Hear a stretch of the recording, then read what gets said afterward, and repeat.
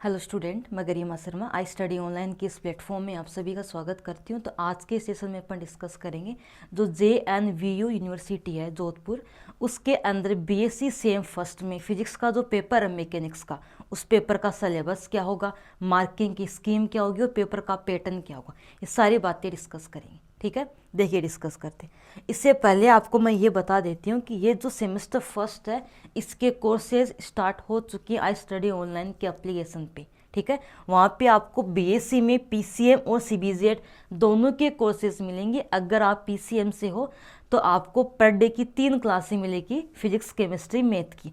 अगर CBZ से हो तो वहाँ पे पर डे की 3 क्लास होगी केमिस्ट्री, बॉटनी एंड जूलॉजी। ठीक है, यहाँ पे अलग अलग मीडियम के अलग अलग कोर्सेज अवेलेबल है, हिंदी का अलग है, इंग्लिश का अलग कोर्स है। ओके, तो सेमेस्टर फर्स्ट का जो अपने पास JNVU यूनिवर्सिटी जोधपुर है उसका सिलेबस जो है या उसका जो कोर्स है वो स्टार्ट हो चुका है। इस कोर्स के अंदर आपको एग्ज़ाम के 1 महीना पहले सारा सिलेबस करवा दिया जाएगा। इसी के साथ एग्ज़ाम के कुछ दिन पहले जो PYQ हैं एग्ज़ाम्स में वो क्वेश्चन जो आए हुए हैं, या मैं ये बोल सकती हूँ कि जो इम्पोर्टेंट क्वेश्चन हैं वो भी विद सॉल्यूशन करवाए जाएंगे। ठीक है, इसी के साथ पेपर के टाइम पे पेपर के कुछ दिन पहले कंप्लीट पेपर को रिवाइज करवाया जाएगा एक वन शॉट की तरह। ठीक है, तो ये सारी चीज़ें आपको यहाँ पर मिलेगी। अगर आपको कोई भी क्यूरी है तो ये हेल्पलाइन नंबर है, यहाँ पर आप अपनी क्यूरी पूछ लेना। और जो आई स्टडी ऑनलाइन का एप्लीकेशन है इस पर ना केवल अपना JNVU, इसके अलावा जो अदर यूनिवर्सिटीज़ है राजस्थान की, लाइक अपने पास Alwar university, MSBU Bharatpur, Kota university, Bikaner university, Jodhpur university, Ajmer, Udaipur, Shekhawati Rajasthan, मतलब राजस्थान की जितनी भी यूनिवर्सिटीज़ हैं सभी के लिए कोर्सेज यहाँ पे अवेलेबल हैं। एंड सेमेस्टर फर्स्ट, थर्ड और फिफ्थ तीनों सेम स्टार्ट हो चुके हैं। ठीक है, देखिए अब डिस्कस कर लेते हैं अपने सिलेबस के बारे में। जो JNVU जोधपुर यूनिवर्सिटी है उसमें BSc सेम फर्स्ट में फिजिक्स का जो पेपर है, पेपर का नाम है मैकेनिक्स। पेपर का नाम क्या है? मैकेनिक्स है। पेपर आपका 70 नंबर का होगा। इसके मार्क्स कितने हैं? 70 है। तो पेपर होगा 70 नंबर का और पेपर होगा 3 घंटे का, 3 ओवर। पेपर के पैटर्न की जब बात करते हैं तो पेपर के अंदर 2 आपके पार्ट हैं, पार्ट A और पार्ट B। पार्ट A के अंदर क्या होगा? पार्ट A के अंदर टोटल 10 क्वेश्चन है। टोटल 10 क्वेश्चन है, सारे क्वेश्चन करने हैं। एक क्वेश्चन 2 नंबर का है तो पार्ट A कितना होगा? पार्ट A होगा 20 नंबर का। जब बात करें पार्ट B की, पार्ट B के अंदर टोटल मिलेंगे आपको 10 क्वेश्चन, लेकिन 10 में से आपको 5 करने हैं। ओके, एक क्वेश्चन होगा 10 नंबर का तो पार्ट B क्या होगा? 50 नंबर का। पार्ट A में हर क्वेश्चन 2 नंबर का, पार्ट B में हर क्वेश्चन 10 नंबर का, लेकिन पार्ट B में 10 में से आपको 5 ही करने। टोटल आपके 5 यूनिट है, मतलब हर एक यूनिट से आपको 2 क्वेश्चन मिलेंगे पार्ट B के अंदर। ठीक है, तो पार्ट B में हर एक यूनिट से आपको 2 क्वेश्चन मिलेंगे, बड़े क्वेश्चन होंगे, लेकिन आपको एक ही अटेम्प्ट करना है। ठीक है, ये अपना पेपर का पैटर्न। अब बात कर लेते हैं सिलेबस की। सिलेबस में आपको ये तो पता ही है कि आपके 5 यूनिट हैं।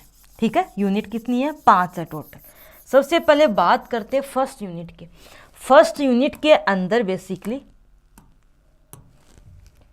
एक चैप्टर है इलास्टिसिटी।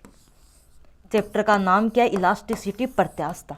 तो सारी चीज़ें इसी में डिस्कस करते हैं, यंग मॉडुलस वगैरह, रेजिस्टिविटी वगैरह। ठीक है, पॉइजन कोफिशिएंट। तो जो अपना यूनिट फर्स्ट है उसमें एक चैप्टर है, चैप्टर का नाम है इलास्टिसिटी, प्रत्यास्थता। ओके, आगे देखिए।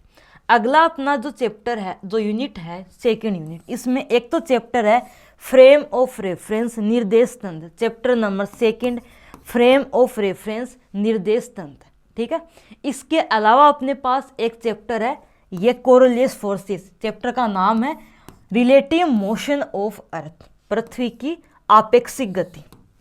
ये चैप्टर नंबर 3 है। ठीक है, एक चैप्टर अपने पास है निर्देश तंत्र, फ्रेम ऑफ रेफरेंस, और एक चैप्टर है पृथ्वी की आपेक्षिक गति, रिलेटिव मोशन ऑफ अर्थ। ये ठीक है, एक चैप्टर है सेंटर ऑफ मास का। चैप्टर ज़्यादा बड़े नहीं है, छोटे छोटे चैप्टर है। सेंटर ऑफ मास, द्रव्यमान केंद्र। तो सेकेंड यूनिट में 3 चैप्टर हैं आपके पास, ठीक है। फ्रेम ऑफ रेफरेंस, निर्देश तंत्र and relative motion of earth, और एक अपने पास सेंटर ऑफ मास है। ओके, अब बात करेंगे थर्ड यूनिट के। थर्ड यूनिट में एक चैप्टर है स्पेशल थ्योरी ऑफ रिलेटिविटी, आपेक्षिकता का विशिष्ट सिद्धांत, चैप्टर नंबर 5, आपेक्षिकता का विशिष्ट सिद्धांत। ये चैप्टर इस यूनिट के अंदर है, ठीक है। आगे देखिए, अब बात करेंगे अगले यूनिट की, फोर्थ यूनिट की। चैप्टर का नाम है यहाँ पे ऑसिलेशन। अब वैसे तो एक चैप्टर बोल सकते हैं इसको कि ऑसिलेशंस का एक चैप्टर, लेकिन ये चैप्टर टुकड़ों के अंदर है।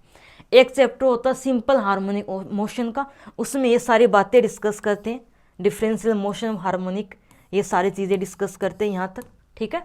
एक चैप्टर है कपल्ड ऑसिलेशन का, तो उसमें कपल्ड ऑसिलेशन डिस्कस करते हैं, मोड वगैरह, ठीक है। ये एक चैप्टर है डैम्प्ड हार्मोनिक मोशन का, एक है फोर्स ऑसिलेशन का। तो वैसे कुल मिला के यहाँ पे 4 चैप्टर है, लेकिन इनको कंबाइन फॉर्म में एक चैप्टर आप बोल सकते हो, ठीक है।